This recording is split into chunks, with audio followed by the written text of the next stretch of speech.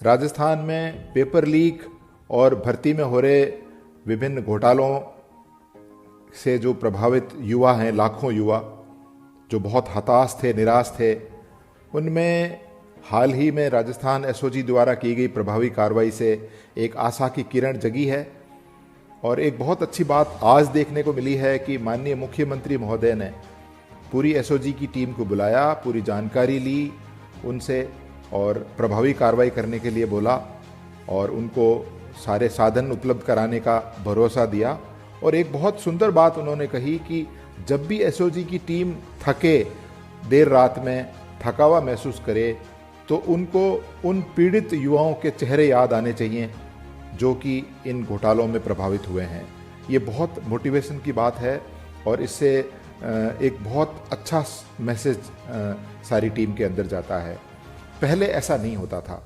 पिछले 5 सालों में, पिछली सरकार में करीब करीब सारे पेपर लीक हुए। विभिन्न बोर्डों में और लोक सेवा आयोग के सदस्य और उनके अधिकारी बार बार पकड़े गए, लेकिन उन इन्वेस्टिगेशंस को आगे नहीं बढ़ने दिया गया।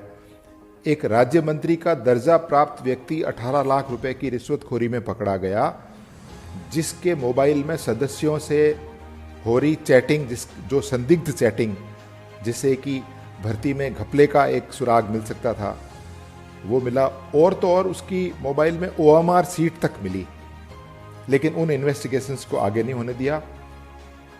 उस समय या तो मीटिंग होती नहीं थी, गृह मंत्री का चार्ज मुख्यमंत्री जी के पास था, और ना तो ज़्यादातर उनका समय नहीं मिलता था तो वो मीटिंग करते नहीं थे, और अगर मीटिंग होती थी तो उसके अंदर उनकी पार्टी के एक वरिष्ठ नेता और एक केंद्रीय मंत्री महोदय को किसी फालतू मामले में उलझाने के लिए ही ज़्यादातर सारी योजनाएं बनती रहती थी।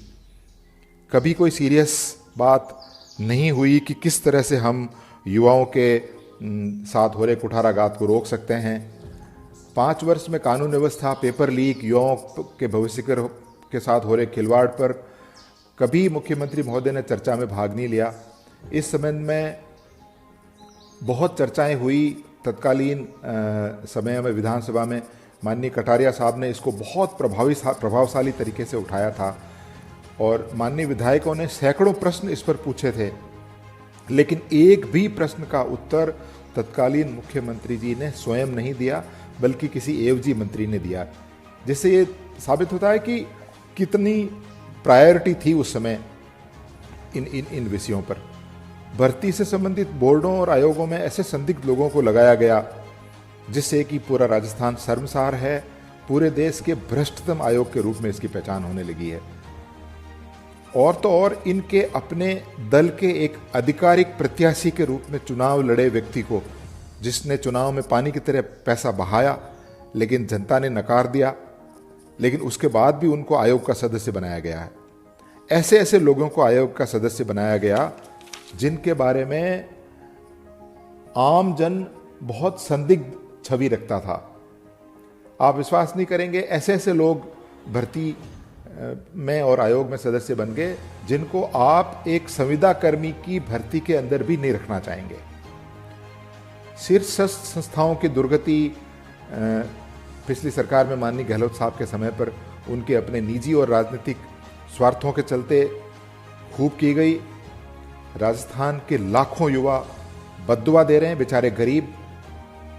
मैं देखता हूं इनको पार्कों के अंदर, रेलवे स्टेशनों पर, जहां पर भी इंटरनेट उपलब्ध है, उनको तैयारी करते हुए देखता हूं, तो इनके साथ, इनके भविष्य के साथ हो रहे खिलवाड़ को देख करके मैं अंदर से सिहर जाता हूं। मैं एक छोटे से गांव का रहने वाला हूं जो जिला मुख्यालय से भी 90 किलोमीटर दूर है। मैं सोचता हूं अगर उस समय ऐसी भ्रष्ट व्यवस्था रही होती तो मेरे जैसा व्यक्ति तो सेवा में नहीं आ सकता था। ऐसे नेतृत्व को सोचना चाहिए कि इन संस्थाओं में जिन लोगों को हम भर्ती कर रहे हैं वो अगले 35 साल तक राजस्थान की सेवा करेंगे।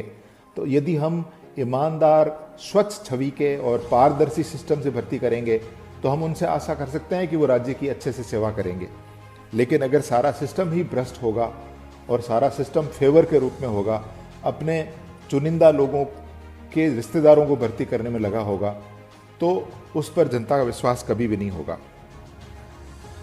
ऐसे नेतृत्व को ये सोचना चाहिए कि वो आज हैं, कल रहेंगे, ना रहेंगे, लेकिन संस्थाएं रहेंगी। राज्य रहेगा, राष्ट्र रहेगा, और उनमें याद किया जाएगा कि कब कैसी साफ व्यवस्था थी या दूषित व्यवस्था थी। अब मैं उम्मीद करता हूं कि जो आशा की किरण वर्तमान सरकार ने कड़ी कार्रवाई करके दिखाई है वो आगे भी जारी रहेगी, और हमारे लाखों युवाओं को, जो गांवों के रहने वाले हैं, शहरों के रहने वाले हैं, बेचारे उम्मीद करते हैं कि वो भी कहीं न कहीं किसी सिस्टम में आकर के सेवा करेंगे, उनको एक पारदर्शी, एक मेरिट आधारित, एक सरल प्रक्रिया वाली भर्ती में शामिल होने का अवसर मिलेगा। हमारे अधिकारी और उनकी टीम बहुत सक्षम है। उनको अगर अच्छे एक्सपर्ट्स, टेक्निकल एक्सपर्ट्स और अच्छे लॉयर्स की टीम अगर दी जाए, सपोर्ट दी जाए, तो वो जरूर लॉजिकल एंड पर पहुंच सकते हैं, जिससे कि जो बड़े षड्यंत्रकारी हैं, जिन्होंने करोड़ों कमाने के लिए, अपने कोचिंग इंस्टीट्यूट्स का कारोबार बढ़ाने के लिए और अपने स्वार्थ की पूर्ति करने के लिए इस सिस्टम को खराब कर रखा है, हैक कर रखा है, उसमें कुछ सुधार हो सके और जो रियल कल्प्रिट्स हैं, जो प्रभावशाली लोग हैं, वो कानून के दायरे में आ सके, ऐसी उम्मीद सभी करते हैं।